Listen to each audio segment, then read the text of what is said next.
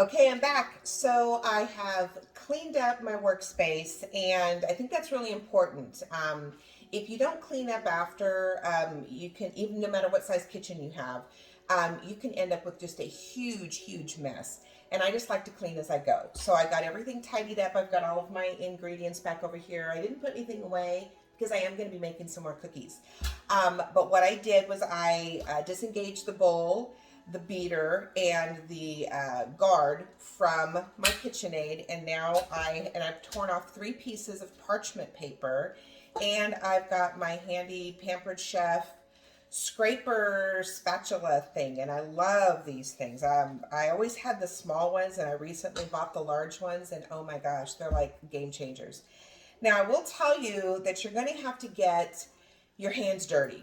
That's just the way it is. So I took my rings off, pull my sleeves up, and this is what the dough looks like.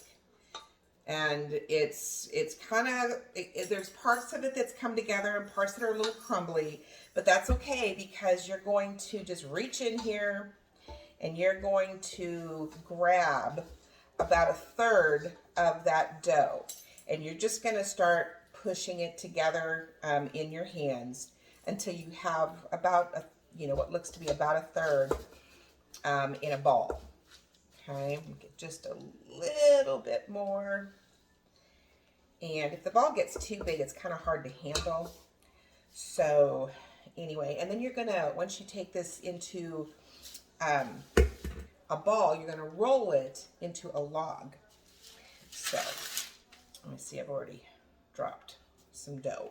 Okay, so I'm just kind of squeezing it into like a cigar shape. And the thing is that you want to make sure that you're really pushing it all together, because when you start to roll it, you will get flat spots and you will get little like air pockets.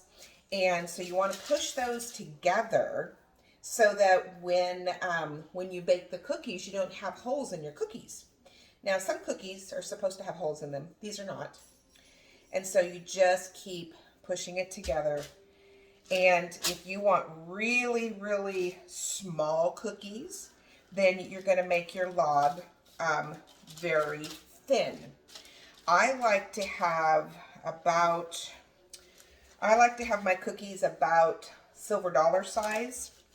And I try to make them all uniform. That's why I switched over to using a cookie scoop. And that makes a huge difference. Now, I don't know if you can see what I'm doing, but I'm kind of pushing in on the ends to square them off. Of course, the end cookies are never ones you want to give away. You always have to, taste those. But now that I've got my log rolled and squared off on the ends, I just take my parchment paper and I roll it tightly.